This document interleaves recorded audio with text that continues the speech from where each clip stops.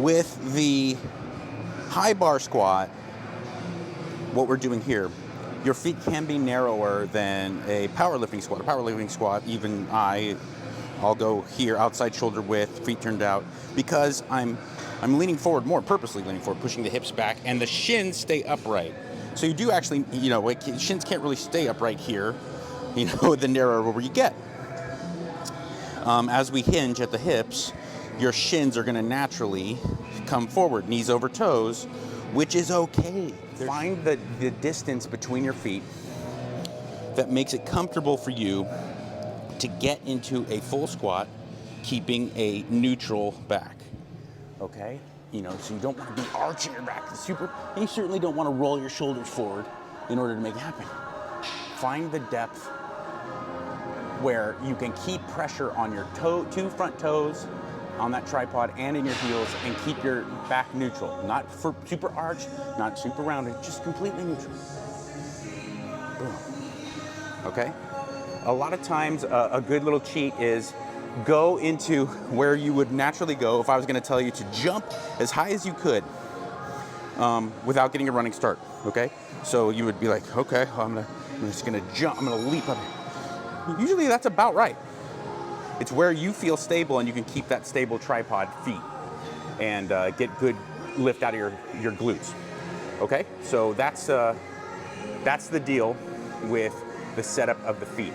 Now let's talk. The homie over at Squat University talks about the tripod, and that is, without question, important. What the tripod is he's talking about your feet.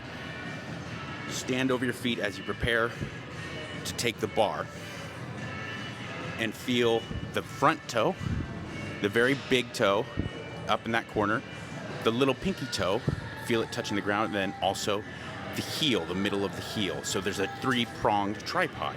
So you have absolute stability. People try to oversimplify the high bar squat and talk about feel it in your heels, push through your heels, push through your heels. No, that's not true.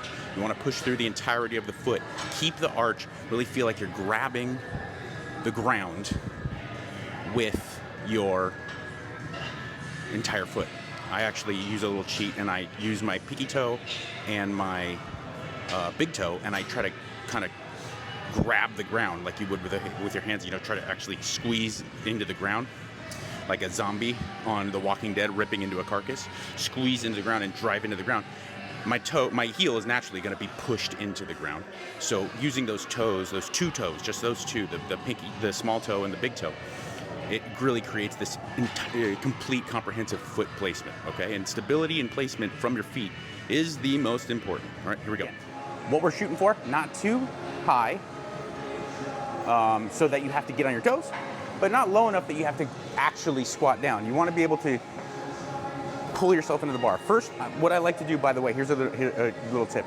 Before you get underneath the bar, find your shoulder distance beforehand. Create the tightness before you even get under the bar.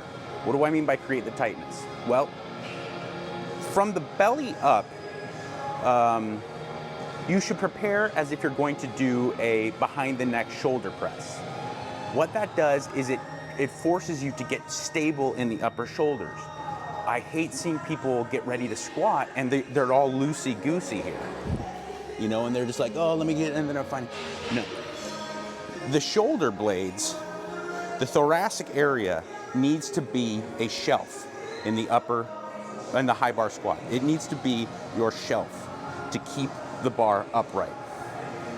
What does that mean? It means pull your shoulder blades together, make your delts tight as if you are going to prepare to strict overhead press. So I get that tightness before I even get under the bar. Find it, and I pull myself under the bar.